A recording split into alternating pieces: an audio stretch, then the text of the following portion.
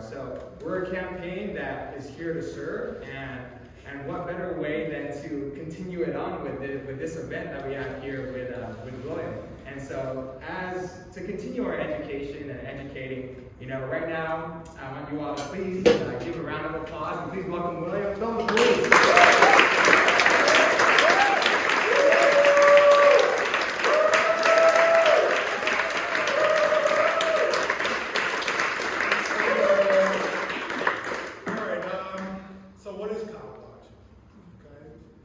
Different things to different people.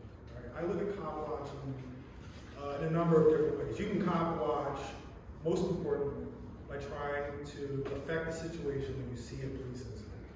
So that may just mean if you see a stopping, you don't have to film. You just watching will affect behaviors. It happens with all of us. We act differently, some of us, when people aren't looking. Okay? So just you being there will affect the officer's behavior. You don't even have to film. Now I'm gonna tell you right now, the first time out there, it's not easy. Right? I felt uncomfortable filming for the first time. I felt like maybe I was being a little intrusive. Didn't really know what I was doing. So again, you don't have to film. You can Copwatch without filming. If you want to take it a step up from there, then you film.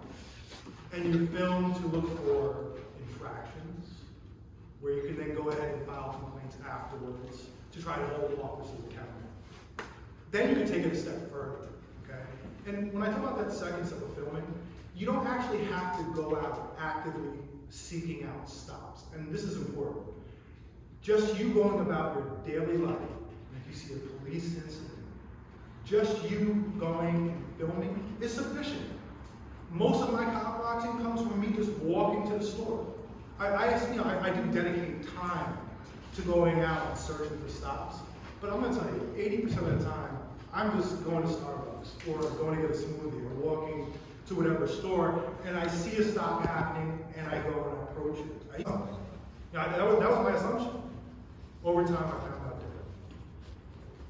The third type of Copwatching is when you take it a little step further, where you're actually actively searching for police stops.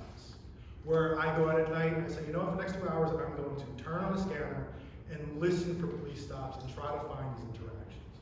And then there's the fourth type where it's a little bit even more proactive, where quite honestly, you don't even have to go out in the streets and film. Doing what Kenneth does by holding police accountable by looking at the data that we have available so we can affect policy and the politics involved. That's Copwatching too. Okay? Doing CPRA requests and getting information about police activity, that's Copwatching. The OIG, the Inspector General, released a report about a year and a half ago.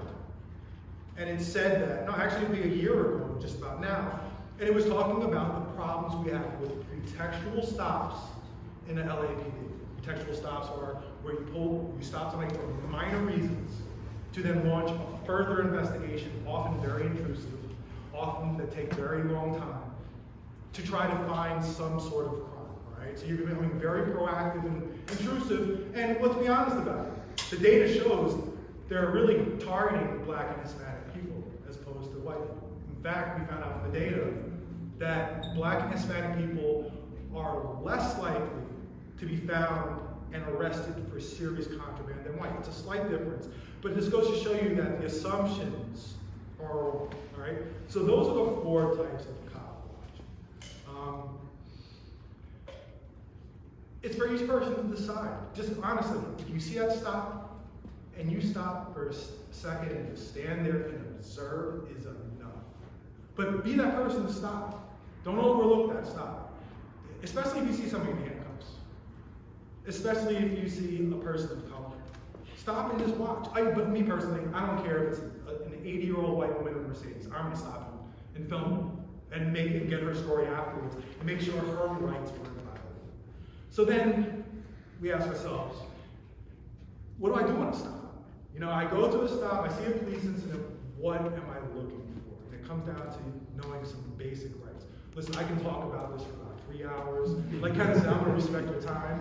When we're done here, I'm going to go home and I'm going to talk about cops for the next couple hours. But I'm going to try to limit it right now. I really want to focus on some basic things to look for on stops. And it comes down to basic rights. Really, First Amendment, Fourth Amendment, Fifth Amendment. First Amendment is your freedom of speech, all right?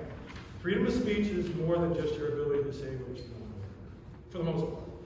It's also your ability to document something that's going on that you can then disseminate to the public so they can make informed decisions about policy and politics.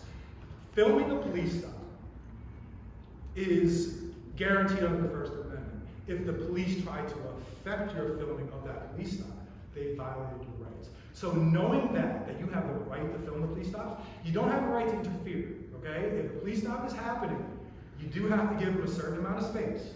It's subjective, what it is. You can kind of figure out what's reasonable or not. If they're, my thing is, the cameras are nowadays, you can zoom in and see whatever. I want to make sure that I can actually see angles. Don't have me go around the side of the building where I can't possibly see what's going on. As long as I have the angle, it doesn't matter how far I am away. And I recommend you do the same thing, okay? Just keep your distance. Second thing, Mejia and I were talking about this. When you get there, stay quiet. Don't say a word. Listen. Try to figure out what the stop is about, okay? You stay quiet, you listen. I'll be honest with you, most of the time the cops aren't going to bother you, so they're not going to really affect your First Amendment rights, unless we have an ask. Then they're going to do what they want. So when it comes to the First Amendment, you have the right to film if you want to. When it comes to the Fourth Amendment, it's the most important one when it comes to police interaction. That deals with unreasonable search and seizures, okay? When somebody pulls you over, or if you see somebody pull over, the police have the right to pull you out of the car. So if you see somebody pull out of the car, don't automatically assume the police have done something wrong. They have the right to do that. I think it's ridiculous. But under Mims versus Pennsylvania, the Supreme Court case, they found that it's not an unreasonable inconvenience for an officer to pull you out of the car. So they can pull you out of the car and talk to you about their investigation. While out of the car, they can even do a carry pat.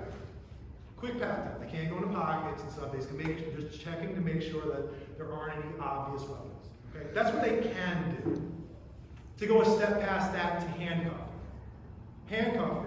LAPD handcuff protocol since 2011 says you should not be handcuffed unless there's a likelihood, there's a likelihood of an arrest and transport. So not just I'm going to give you a misdemeanor ticket at the scene, but actually transport you back to the station.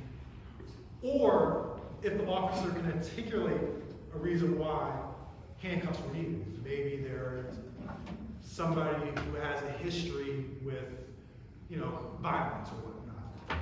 Fine. Other than that, they can't handcuff them. They're not supposed to. If they are, they're violating LAPD policy.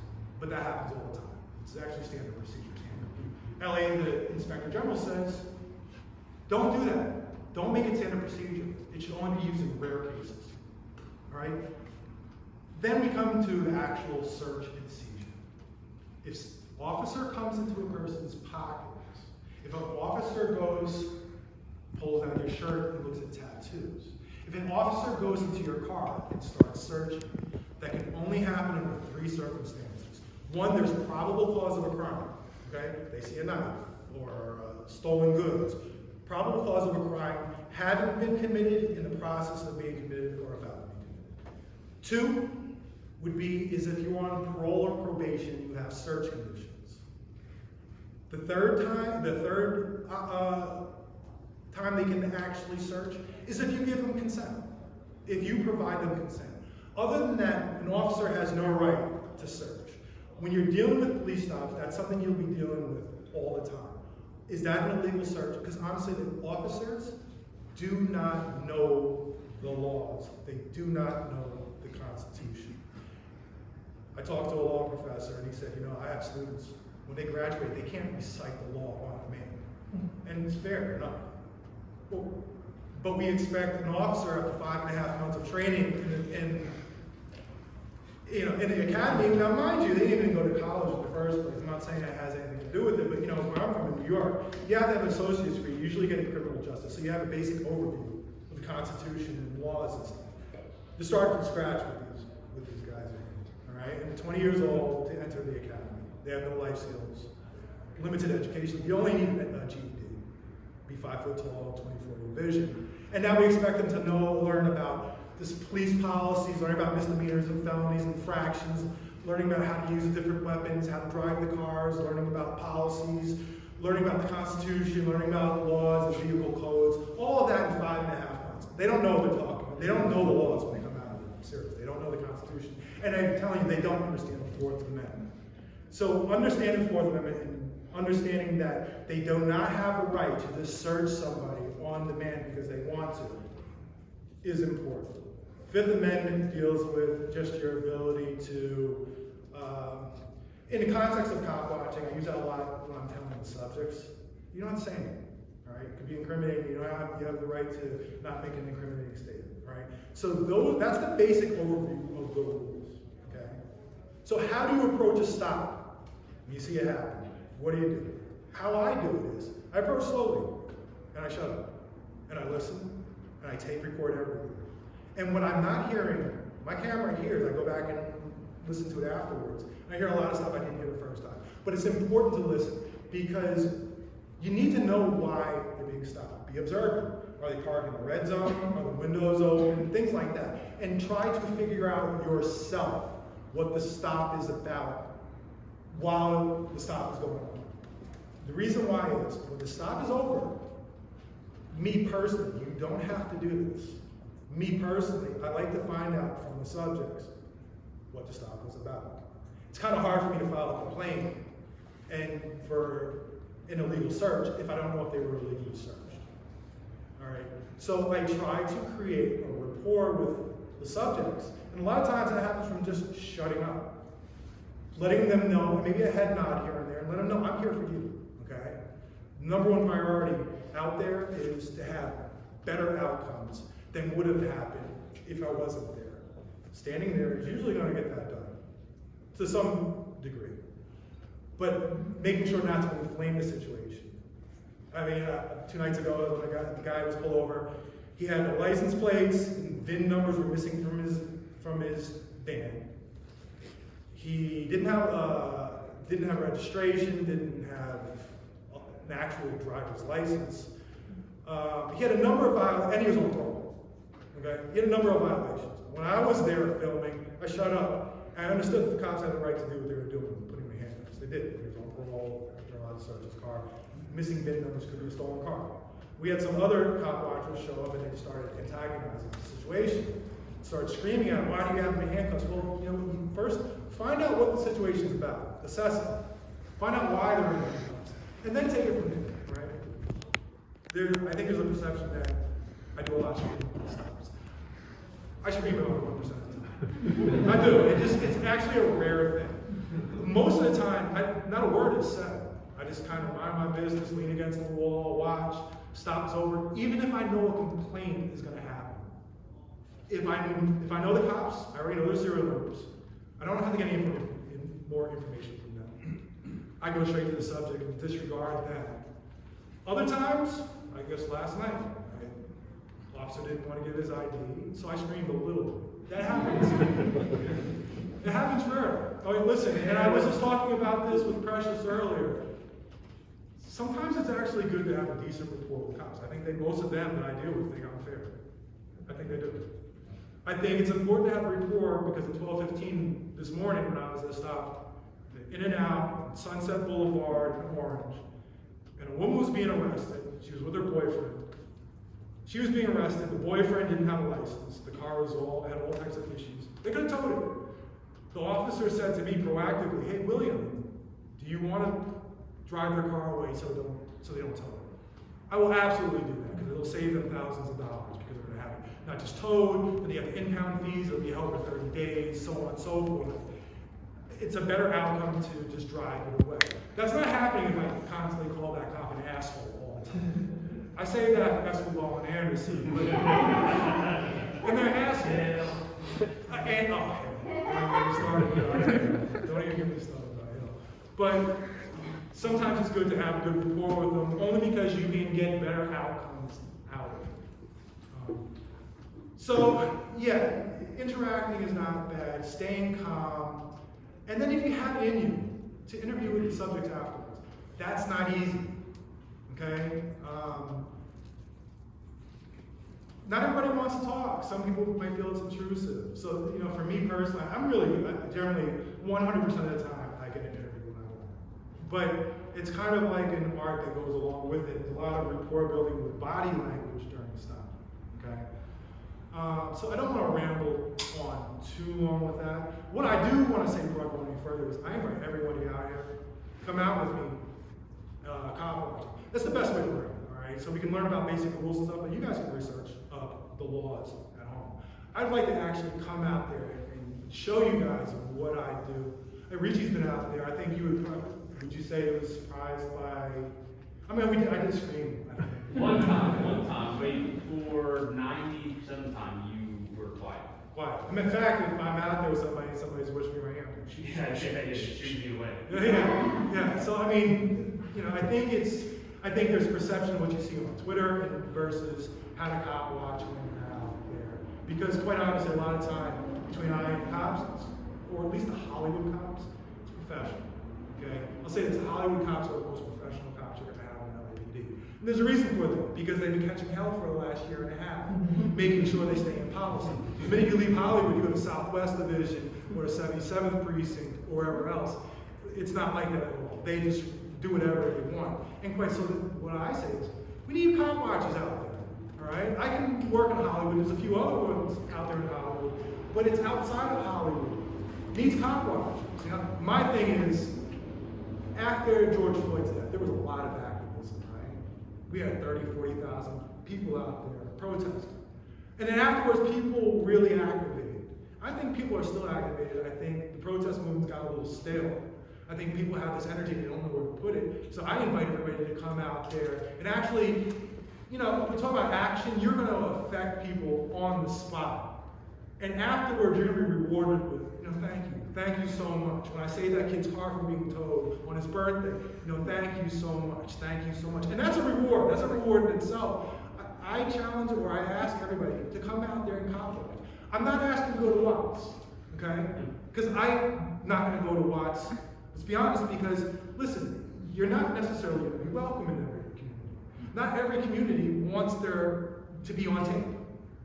I was on a stop on probably, I guess, Hoover and 65th, maybe Figueroa and 65th. They got the guy all handcuffed and stuff, and he was a little worried afterwards. He's like, are you going to post anywhere? Because I'm on parole, and I'm supposed to be home at 11 o'clock, and it's 1:30 in the morning, and I don't want to get in trouble. Do I want to put that person on? No, I don't. I deleted it immediately. You have to be careful with it. Hey, you have gangs. Like I said, not every gang wants to be on TV or on camera. Not every gang wants to have intelligence about their area on video.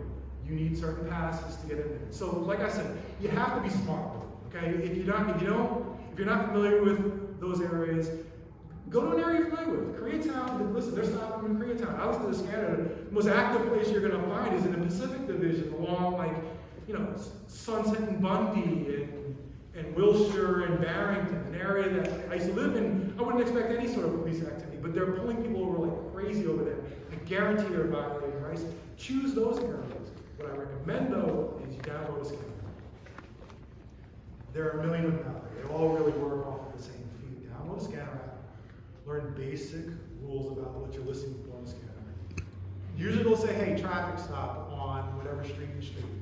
So you go to that street, there'll be a traffic stop there. Just kind of helps. If you're going to be proactive, again, you don't have to go out there and do all that. Just when you see a stop in your daily life, stop and just observe and affect that situation. Listen, I have ADHD, I can ramble on. I want to answer some questions about what you guys, any questions you may have. I know somebody's got some. We talked about helping people so their cars can get towed. Sure. So at this point, the cops know that you kind of do that. But like in the beginning, how did you kind of like? Sure, I just interjected. So again, listen. And generally, you'll hear the cops say, we're going to have to tow because you don't have a license and we can't release it to you. We can't. So I said, hey, I have a license on me. I never leave my house without my license. I don't care if I'm going to do a job or not. I carry it around and say, hey, I have my license. Can I drive away? And they're like, all or what the hell? And so now they kind of know it. Listen, cops are probably doing it to curry favor, to make this look good because they know I'll post about it. And that's fine, I don't care. You know, it's a good outcome. And that's gonna save that kid. Listen, it's not just gonna save that kid $3,000, $4,000. It might be the household car, it might be their mother's car. And they might depend upon that car for work. And if they don't have that car, she can't get to work, and now she's at risk of losing a job, and on from there. So again, it's one of those things where you have to sort of interject yourself. I will say this, listen, you also have to be careful. I'm not asking for a woman to say, you know what, yeah, I'll drive these 4 guys home if they feel uncomfortable in that situation. I'll be honest with you, oftentimes I won't drive the car away unless the car has been searched.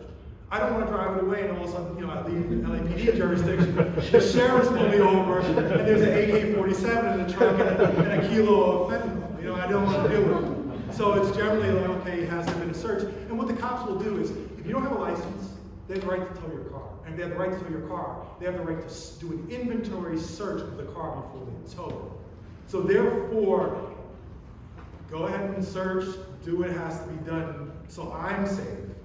And then I'll drive the car away. Because I have done it before where they didn't do a search and I drove it away and I started looking at things in the car and I'm like, okay, listen, I want to get the fuck out of this car. So, you know, I hope that answers your question. You just kind of have to, again, you have to play it by ear. It's kind of one of those things you have to kind of observe maybe. It took me a long time to kind of figure it out. I got into this by accident. I didn't ever intend to do this. It just, I was pissed off at the cops. I was like, okay, these guys never wear their fucking masks. They had a Twitter account that was just posting pictures of cops without masks. I sent it into them, and then I said, you know, it was the thing I was doing for a minute. And then while I was snapping pictures, I started watching what was going on. I'm like, okay, that's fucked up. Why are these kids upset? You know, why is that kid saying, you know, call my mom? She can tell you it's not a stolen car. You know, and so I started watching. I'm like, okay, these things are doing, they're fucked up. It's fucked up, and they're doing it in open because they think nobody's watching. They can get away with it. So, you know, I hope that answers your question. You kind of have to play it by ear and interject if you feel comfortable. If you feel comfortable. Yeah. If you don't know the cops, do you ask for their ID every time, or only something that you see a violation? No, so if it's a normal stop, listen, if you blow a red light at 110 miles per hour, I'm not mad at that guy getting pulled over and getting a ticket. I got other things to worry about. I'm not going to say, oh no, you're violating his rights. You know, if it's a drunk driver, I have no love for drunk drivers. Okay, you're a drunk driver, I'm not coming to your defense. But unless I see an infraction, I'm not asking for the cops' names. Unless I know them from a past from committing an infraction, they didn't have a mask on, and then I want to get their names just to have it because, you know, I have stacks of their cards. I don't even match my cards. I don't even know where to start. Like, who is this person? I don't know what to do with it. So I don't ask every time, only when I see them do something. Any other questions? Eric. How do you, I'm curious, how do you decide, like, this video is going to go up right away, or I know sometimes you post it, you wait. How do you make that judgment? Honestly, I'm going to tell you, it comes down to how pissed off I am. Right? So, listen, when I go through these stops, I went through one last night, and I'm standing there and I'm watching these kids. It was like 12, 15 at night. They were driving down the street, a vice car comes and pulls them over, and 3 other cop cars. They pull them out, handcuff them, put them against the wall. I'm listening, and they said, well, because you made an illegal U-turn, and you have undercover cops, and you have all types of supervisors. There were 7 cops on the scene for an illegal U-turn. That's a ticket. Or give them a warning. How do we get to the point where there's 7? How do we get to the point for a U-turn? You're now have these guys in handcuffs. You're now searching their cars. So I try to stay calm because honestly, every time I start streaming, it fucks up the rest of my night. Right? I'm not going to go to sleep. I'll be up to 4 in the morning if I even get to sleep at all. Then I have to go deal with work the next day. I'd rather not deal with that. So I was just trying to stay calm. But you know, you see these violations. You see these kids devastated. They were saying, you ruined my night. They didn't just ruin their night, they ruined their weekend coming up, because they're still be thinking about it this weekend. They weren't ruined their month. They're never going to forget that moment. They're going to tell their friends and families they're pissed. And it's hard for me to watch that, and I get pissed too. And so, honestly, a lot of times, I answer your question, Eric, it comes down to how pissed off I am. If I'm really pissed off, I won't post it. I won't post it for weeks or months. Sometimes I'll post things 4 or 5 months later. I've only posted about 10% of the stuff I filmed. I filmed a bunch of fucked up stuff last night that I don't know if I'll ever film. I'll ever post it. Because honestly, I don't, then you have to edit it and you kind of relive your experience. I hate going through that. So to answer your question, sometimes it depends upon how pissed off I am and how long it takes me to do it. Yeah. So this is just a random pragmatic concern that I had. So do you drive around and do this? Yeah, so I do it in various ways. The way I most often Copwatch, honestly, like I said, is just me walking to the store. You know, listen, I go to the same places almost the same time, and yet these cops pull people over at the same place, but I catch them every time. You'd think they would kind of figure out the pattern, but they just keep on doing it. So a lot of times it's just me walking to the store. I like to walk. Other times it's just I'm jogging. You know, I like the late night jog, and then the next thing you know, there's major traffic, incident going on. Other times when I get proactive about it, I'll drive around. I try not to do it in my own car in Hollywood. They know what they're looking for, so I'll rent it out. Get rental cars. I try to get a rental car that has the darkest but yet legal tint, that has nice and shiny. To try to, I love the bait of it to pulling me over, And then, honestly, recently, I would say in Hollywood, specifically in Hollywood, it's actually the easiest to probably do it by scooter. There's a lot of things you hear, if I'm listening on a scanner, there'll be something happening. Listen, you can't go up Hollywood Boulevard and see a traffic stop and think you're gonna find a parking spot in the next 15 minutes. It's not gonna work. It's just easier to hop on a scooter and just bounce around from stop to stop by scooter. So it varies. I go through walk, scooter, jog, and drive. The reason why I ask is I'll be driving by something, Yeah. and I'll look around and fuck, I don't think I can stop anywhere around here. Yeah, listen, if you can't stop anywhere out there, I'm not asking you to park illegally. I'm not asking you to park unsafely. Okay. If they're not pulled out of their car, it's just a normal stop, and they're just writing a ticket. Ticket's out. Okay. It's when it escalates to the point where they pull out of the car and start getting handcuffed and stuff. It's not a violation necessarily to just pull somebody over for an infraction, unless you're doing it for illegal reasons. But unless it's escalated, listen, there are times when I'm driving where I say stop, and I say, well, I can't stop here and not pulled out, so I keep on going. The worst is on the freeways. A CHP, you can never pull over. It just makes me so, it tears at my soul that I can't stop there. So they get a pass on that. So yeah, listen, I'm not saying every single time you can put yourself in risk with a ticket and stuff like that, or just inconvenience and stuff. Within reason, within reason. On scanner apps, what should one listen for? Okay, so on scanner apps, there's certain codes, right? So what you're going to hear is a bunch of noise. I don't know how anybody, I generally actually, 95% of my Copwatching, I don't really use a scanner. I would rather walk around and listen to music and kind of get a sense where cops are, only because the sound of that drives me crazy. I don't know how anybody listens to that for 10 hours a day. It's just the static in your ear. But I listen for a certain code, right? The basic things you're gonna listen for is, I really focus on traffic stops, okay? That's where things happen. If it's a domestic violence call, it's at somebody's apartment, what do? I stand outside the apartment building for half an hour, waiting for them to come outside. Then they come outside and they're like, hi William, and they get to their car, and there's not much you can do during those situations. So I look for traffic stops, that's where the violations happen. So I listen to the scanner and it'll say, traffic stop, or they'll say what's called code 6. Code 6 means we are stopped at a scene and we are dealing with the situation. So code 6 and traffic stops are what you're listening to. You're going to go there. And then there are two other things to listen to. Code 2 and code 3. Code 2 means they're trying to get to the scene quickly, but with following all traffic laws, the cops, without lights and sirens. Code 3 means lights and sirens fly as quickly. It's a code 2 incident I'm not going to go to. If it's a code 3 incident, cops are going to be jacked up, there might be a helicopter there. And I personally like to be there at the scene when they have the person on the ground or ordering out of the car, only because, again, cops act differently when they know they're being filmed. When that's happening, the other officers will be moving around, positioning around to block your view, just in case something happens. So, but I like to be there when that incident is happening. When they see you there, and they know you're filming, I'm gonna tell you, in this helicopter right now, they're directly overhead and they're spinning tightly. And it's 1 o'clock in the morning, and it's on the street, and the spotlight comes down, there's a lot of trees, and it looks like a strobe light effect. So movements are really kind of hard to distinguish. And at the same time, the helicopter's so low, you can't hear anything. And then it's like with a dispersal order or protest, you can barely hear. It's somebody with the lowest voice giving orders. As the person's down on the ground, with their back facing them, and they're on the ground and hearing orders, and their natural reaction is to lift their head and say, what? And that can get somebody shut. I want to be there with the camera on and let them know, hey, I'm here filming, and if you fuck up, we're going to sit there and hold you accountable. So I know you said there's no like set distance for how far or how close you're allowed to be, but I was wondering, do you have like a general rule that you try to keep? Yeah, so the general rule is, the rule of the officers say is that you cannot obstruct with their investigation. So if police car is here and people are handcuffed here, I'm not, they may allow you to walk through, but I'm not going to stand right behind the officers.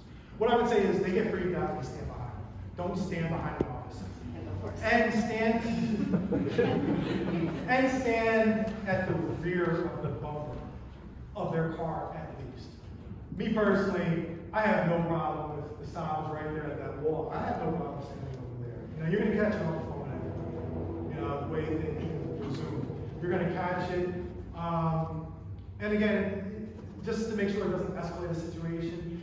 Listen, if you get too close, then they're gonna say they're gonna push everybody back. They're gonna push you back a block and they're gonna set up yellow tape.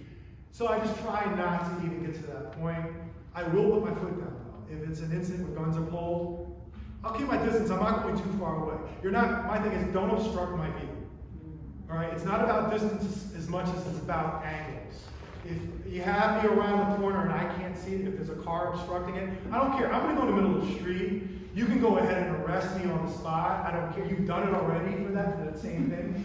So I'm going to take the hit on that. But I do show them, I'm going to say respect, by giving distance, because I just don't want to give them a reason to complain.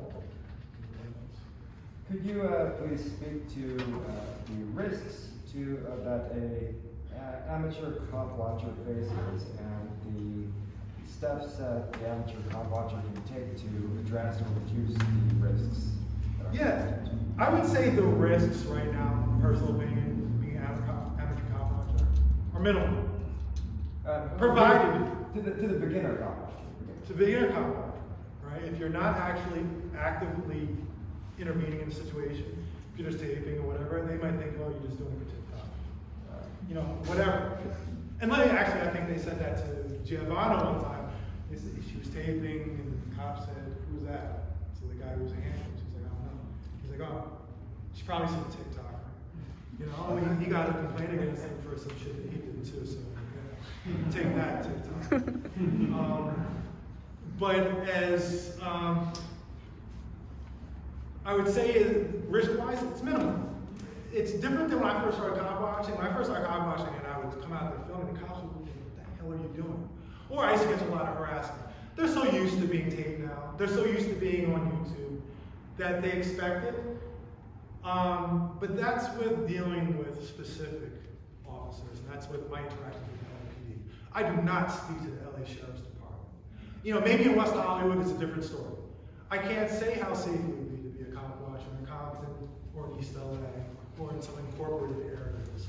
I can't say how safe it would be a cop watcher, but listen, I was told by a cop the other day, he said he was trained in the Southeast. He said, if you don't like the way I cop watch, you'd hate the way that they do it in the Southeast. I thought that was an admission right there, there's something wrong. But he also told me, you know, just be careful when you're out there, not just the community with the cops. He warned me about the cops. So at specific areas, you have to play it by ear, you know.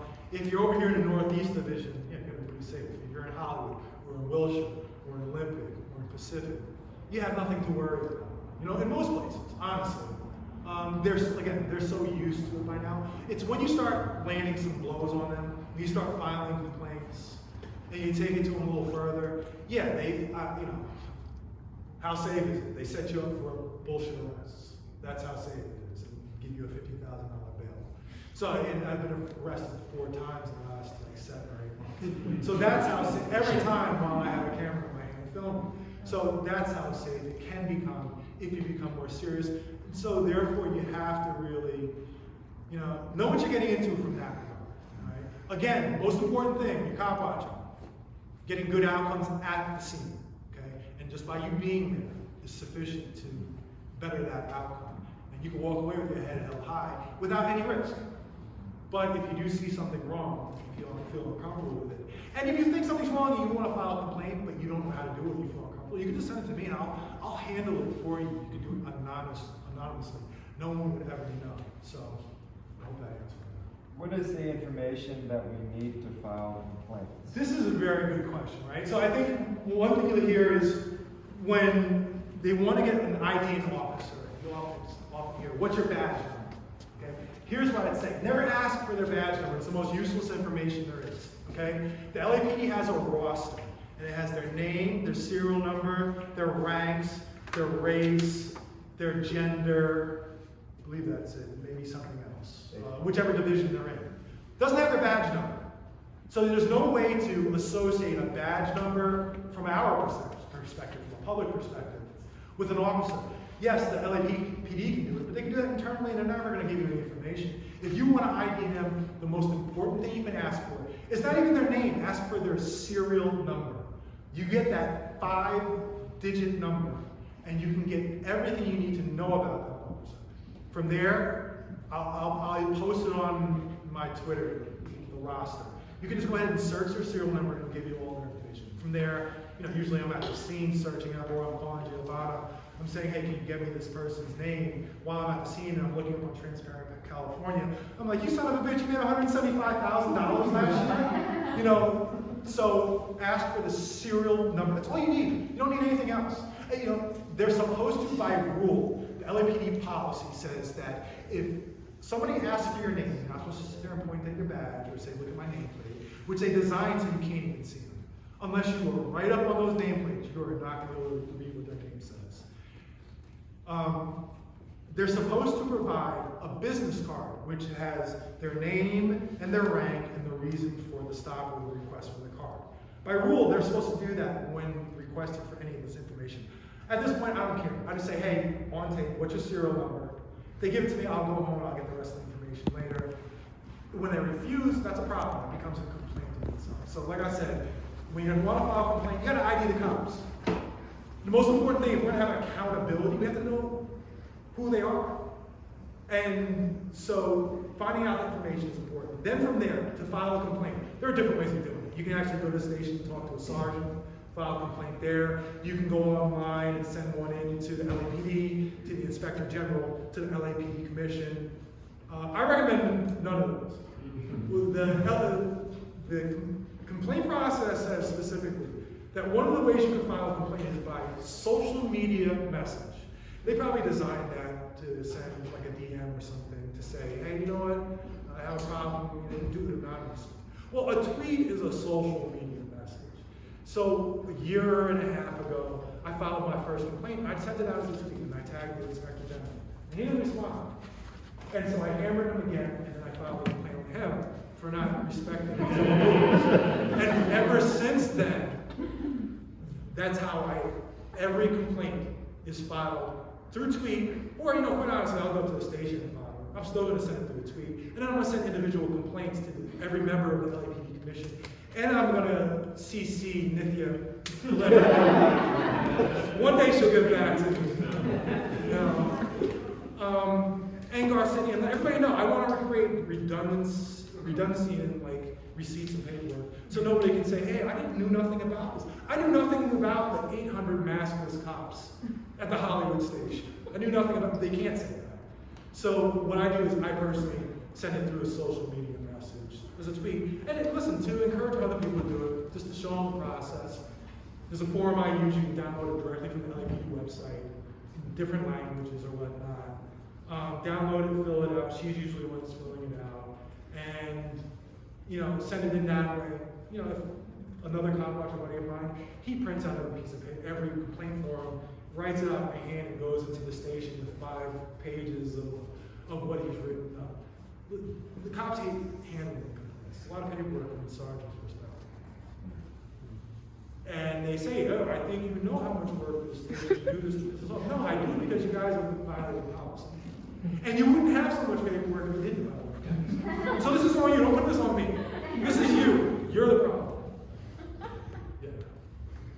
I don't know if that answers your question. Yeah.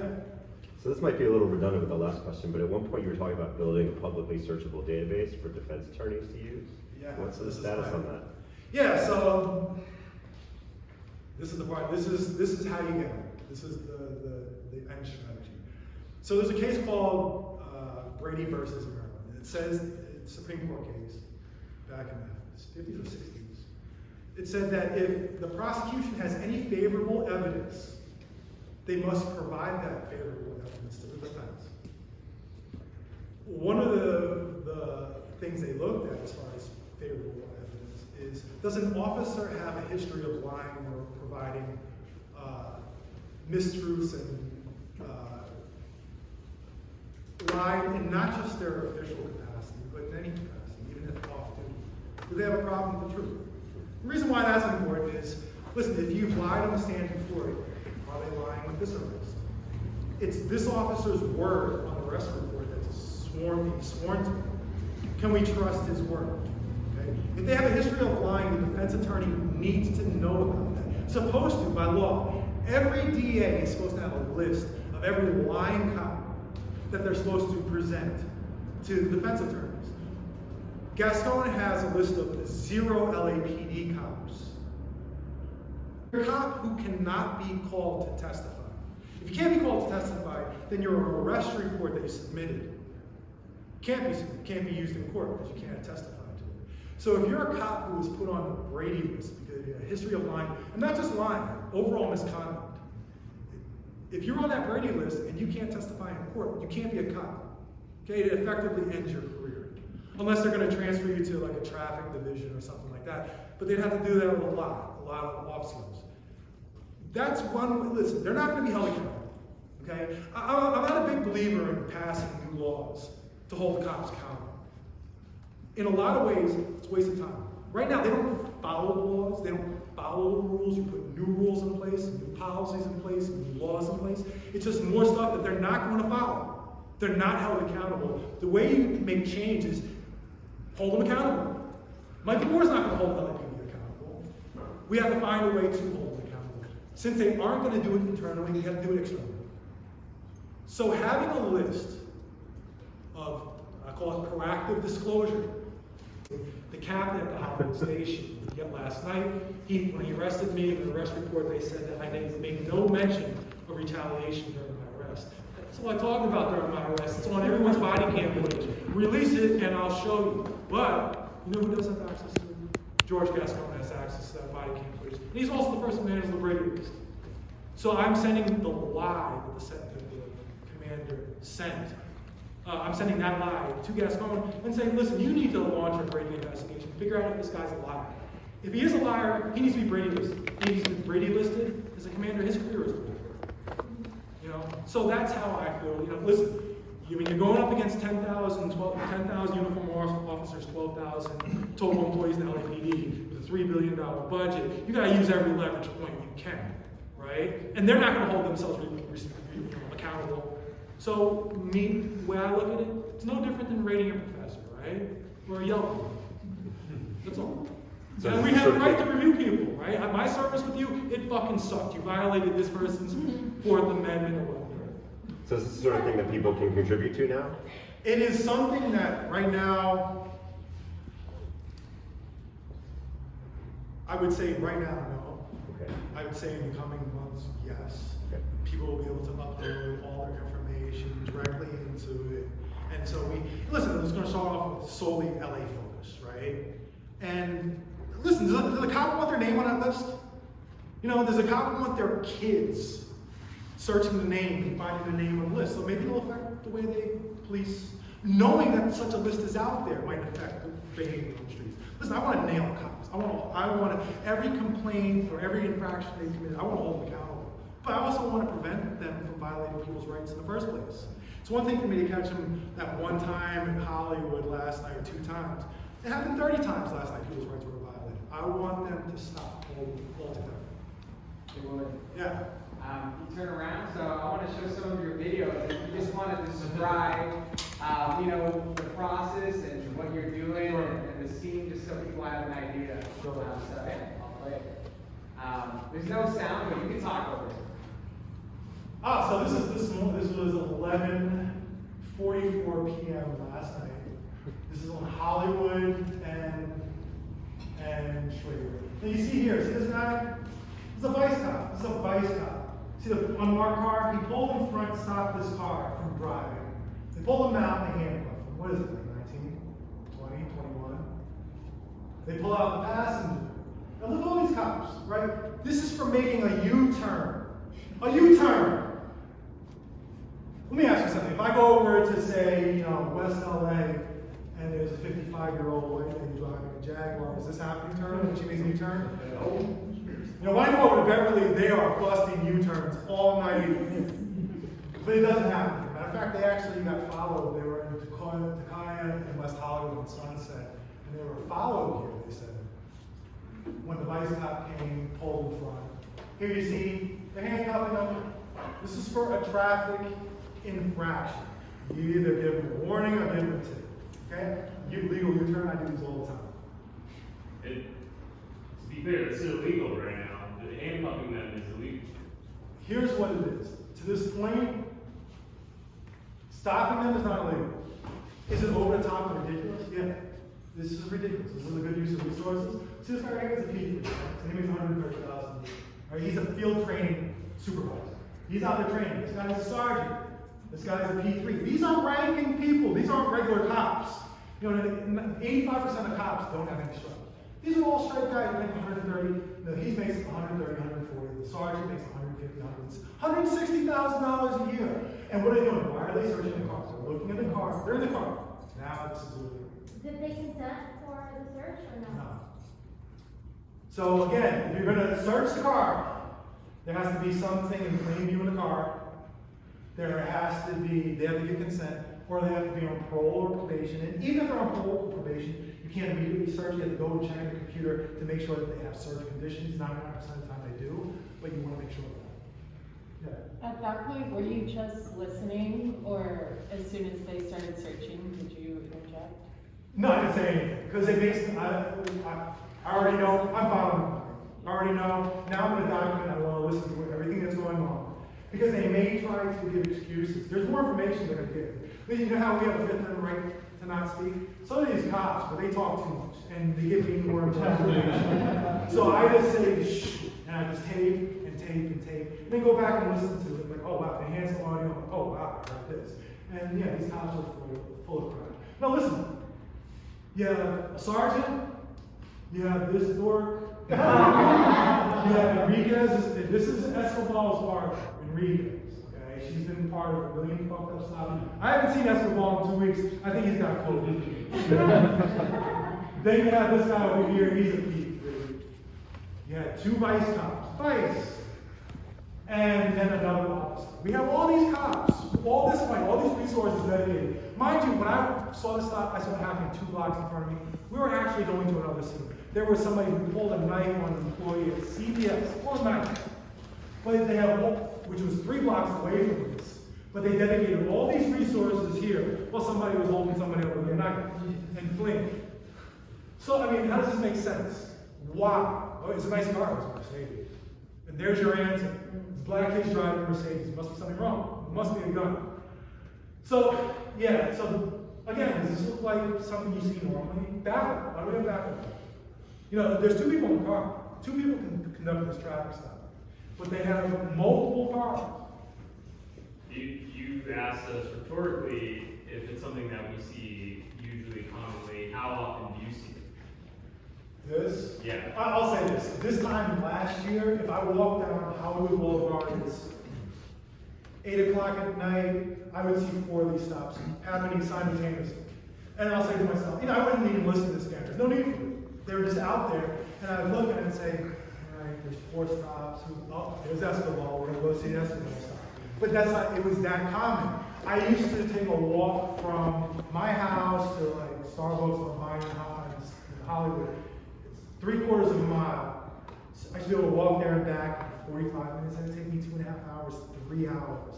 Because I would just be stop after stop after stop I was running into. I would try to, I'll be honest with you, sometimes I just don't want to deal with it.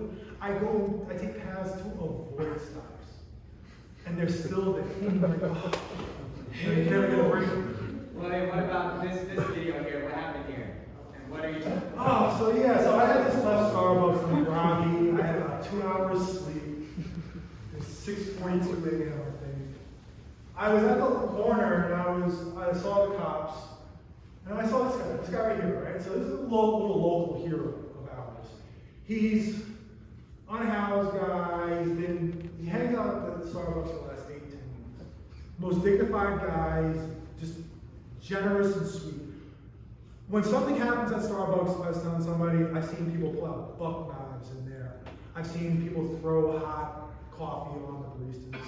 I've seen a lot of stuff. Cops aren't going to show them anything. This guy would be sitting there, and he has come to the defense. Giovanna will tell you, she's worked there at that Starbucks, and he has come and saved a 4'11" girl from attack. This guy right here. He helped me out. He was stop reading his phone, and they came over and started harassing him. A supervisor and 2 other cops, including punk ass Hale. He started harassing him. I saw them, I said, you know what, if I know I'm going to walk straight down the way, they would see me, they would flee their car, let me go around the back of the building, and just confront them right in the spot. As soon as they saw me, they're like, oh, I start laughing and stuff. He sensed that power dynamic shift. And so he started laying into them to the point where he was in the car screaming at them. But again, what are they doing? What was being done? That's that corner right there. In the last 10 days, there have been 2 shootings. 4 people have been shot. That very morning, 2 hours before, that same block, there's a club right next to it, somebody just got robbed. They know who he is and are messing with him. This guy has never hurt anybody and never would. He's a valued member of our community. I trust him. He's done more for our safety than Willers, the cop, the dog shooter, and Hale have ever done. All right? And so they come harassing me. I wasn't one of them. I was not. You know? Not to mention Willis has harassed me. He's shined his light in my face, done a bunch of other stuff. So I'm not going to put up with it. Hale had me arrested. So to hell with them, and they're going to come and harass that guy. So I was thinking I was pissed off. And then I know you have a reputation for going to police stations. How about we talk about this one and you know how you gather the strength to just walk up into a police station? I love that. There's nothing wrong with it. Listen, it's usually I live down the street from the police station. It's on the long way. I live on the long way. If I'm going to the store, this is David. So I like messing with him. I see him in front of the station, right? So let me tell you, first off, he makes $197,000 a year, okay? I just try to get this guy to put on masks and everything else. He watches Fox News all day long. And then when I tell him to put on masks, he mocks, okay? I don't appreciate that, okay? You're coming into my community where I live, and you're spreading this shit, and you're not taking it seriously. You're making $197,000. I know where he lives. It's way outside of LA. Go to his house for $35,000, something's wrong there. But you know, with this, right before this video, maybe a week ago, I saw him outside the station. When I come walking by the station, sometimes they'll send 2 cops outside to stand there. And so I always walk over to them and just mess with them and say, how's your back doing? It's like, I've never had a back problem in my life. What do you mean? What do you mean by that? All right, your back's fine. And nothing's wrong with his back, I just say that to fuck him. I see him. I see him walking by right here. Look at his face, I said to him, I was like, hey, David, how's your back then? And he just looked away, he kept walking out the door. When he hit the door, he's like, I said to him, like, take care of your back. I see him tomorrow, I asked him about his hip. Now talk about what you see in the parking lots. Yeah, so I mean, this is, okay, Giovanna is the one who does most of the organizing with this. Again, this is the police station parking lot, okay? 2 top reasons I see people pull over, black kids pull over, not to pull over and handcuff and search, is for dark tints and missing plates. If you go to their station, one night I sat out there for an hour at 1 o'clock in the morning, just taping everything. I said, I'm going to do a test. I'm going to see how many cars have violations that get me handcuffed and searched. Out of the 18 cars that went through that gate, 15 had either illegal tints or missing plates. So is that sort of hypocrisy? Why miss plates? If you have a plate, okay, you can go to the DMV as a cop and have your information changed. If If somebody runs it, it'll only say LAPD. So nobody will be able to identify you anyway, but they just don't want to. Again, we need to trust them to enforce these rules on us. They need to abide by those same rules. Any other questions? Yeah. So I know you say usually keep quiet, but I was just wondering, like, so many people don't know that they can say no to a search. Do you ever, like, let people know about? Yeah, so last night, on that first stop you were showing the illegal U-turn, they have these things called FI cards, field interview cards. And they ask questions, what's your cell phone number? What's your social media? What are your social media accounts? Don't give them that shit, right? I'm telling them, hey, don't tell him fucking shit. No. And when I hear them ask those specific questions, again, I try not to interject in the stop, because if me saying something to that subject is considered interference. But when they start going to certain extremes, I'm willing to get arrested for it. And so when they start asking those questions, I'll say, hey, listen, don't tell them anything. You don't have to. You know, it might just be quick. But yeah, listen, understand that interjecting can get you in trouble. But there have been times where I pretend I'm talking on the phone and I'm speaking out loud, like, yeah, you know, the Fourth Amendment says you don't have to. Listen, it's a game we play with the cops too. So if the cops pull somebody over and they see me and I'm agitated, I'm pissed, I'm like, what the fuck is this about? And then they'll start saying, yeah, so you tell your parole officer that we took good care of you just to let me know that they're on parole. And I'm gonna tell you what, I don't mind it because at least it gives me some context. So I'm not pissed off. You know, I think JFN and us were on a stop the other night and they mentioned that little parole and we're like, you know, just things change just by knowing those situations. So, you saying back there? First off, appreciate your work. Thank you for what you do. Hearing you talk, and just my interactions with the police, me and my sister's interactions with the police, I hear what you're saying about like building a good, you know, rapport with them, and just so you don't actually cause more harm to subjects, especially saying like sweeps, like you can get angry with the police doing something, and you can see that as violence, but you realize like, you know, you speaking out, you being so angry, you get to go home. Yeah. Next week, you know, they're gonna fuck with them. Yeah. So I've learned to kind of like hold myself back. Yeah, it's hard. Not have so much like the hatred I have even in my own community before I even went to sweeps and did all this type of stuff. It's just like personal stuff. Yeah. So it's hard for me to even like say your stuff, acknowledge. But what I'm hearing with even just all this going on, I really think about George Floyd and everybody that was like George Floyd. And I think about everybody filming, and thank God they filmed, because if that wasn't on tape, we wouldn't have justice, right? But I'm kind of It didn't stop his death though, either. I'm kind of angry and sad because I'm like, yeah, like that dude's in prison, but George Floyd is dead. Yeah. And the human in me would want to just everybody who was there, and me included, just band together and just fucking bum rush and get Floyd up, right? So like when I'm hearing you say things where it's like, yeah, we gotta film and like, you know, take accountability, I feel that. But in the extreme situations when like you see something like that, what the fuck do we do? Do we just, you know? Listen, I'll say this, right? So of the arrests I've seen that I've had, first one was Echo Park. All right, I was just there filming. I gave the dispersal order, I didn't hear it, but somebody mentioned it to me. I had a pee, so I'm like, I'm gonna go hit Starbucks and get out of here. But then I heard him say the press had to leave. And I was like, that doesn't make sense. No, what are you talking about? The press has to leave? And they said to go to the press area, which was nowhere in view of the actions going on in the morning. So I'm like, all right, leaving. I got it. Somebody's got to document it. So in that situation, they gave an order, and I'm not supposed to be there, but I'm gonna stay. Second time was in the meeting of Quay. They can't be sweet. We just documented, and we were keeping a good distance. We worked out a deal with sanitation department that we keep a distance. And the cops came there, Lopez came there, pissed off, and he's told us to leave. Next thing you know, we're in here.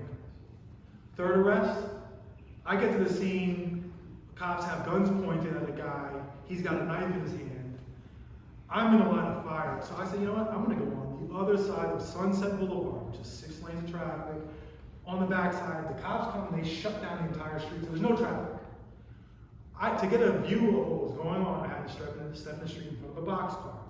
punk ass Hale's telling me to get out of the street, and they were trying to block my view, his partner or whatnot.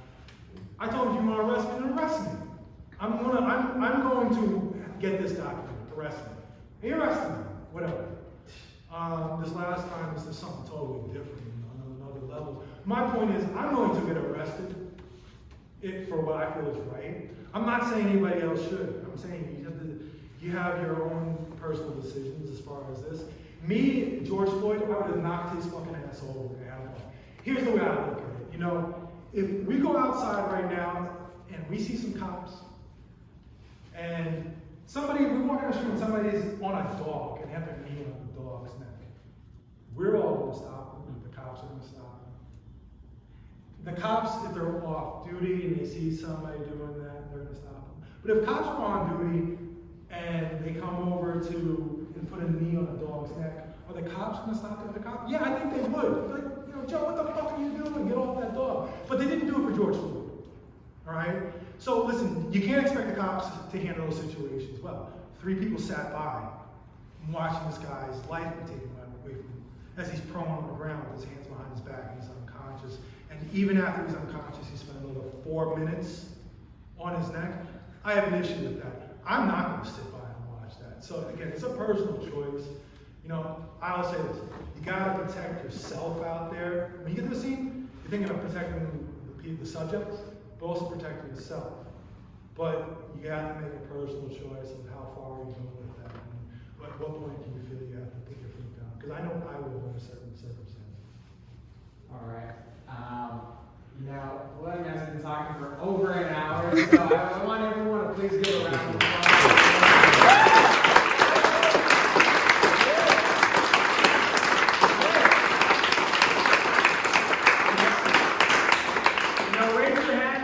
Learn something today, learn something new. Now raise your hand if you're gonna go out and shadow William. You know, for the next week or so, I have a lot of stuff tied up. And after that, you reach out to Giovanna, FTP_Junior on Twitter. This whole group at the same time would be awesome. Everyone at the same time shouting. 30 people. I say, why not listen? They had a community tour with the neighborhood council and the police department. They take them out once a month for a walk down Hollywood Boulevard, giving them a sanitized view of what really happens, of what happens out there. I'll show you guys what really happens. So I say, everybody come out there. Why not? I'll tell you what, it'll be safe as hell. Can we just trail directly behind them the next time they do it? Yeah. And that way they give their version, then you give your version to us? Yeah. Listen, there's no wrong way of cop watching. Just being out there and observing, changes the situation. Oh yeah, just imagine like a stop and like William and like 30 people behind William. Yeah, and then afterwards we can go hang some flyers on.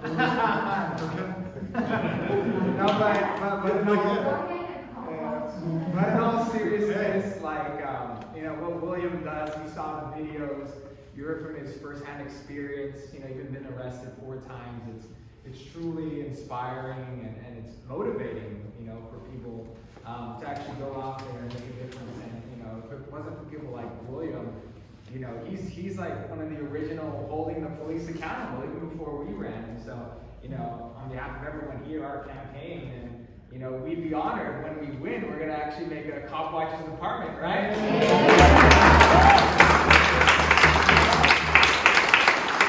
We're gonna give that cop that hates William at the front does his salary. 200K. Yeah, but in all seriousness, we need to hold the police accountable, and we need to, you know, put them on blast. And I think one thing that we would love to help with, maybe one we could talk later, is creating that database. We have a lot of tech geniuses on our team who can help create those databases for you, and it could be something that you can use, and we can just plaster everyone's cops and all their complaints and all their infractions. And I think that's actually a great idea, and you know, and that really affects policies, because if politicians see like, oh damn, like I saw William's database and this guy has like 50 complaints, and you know, that can actually make a big difference. And so, you know, once again, William, thank you so much for being here. We'll be here until 8:30, so yeah, so thank you so much.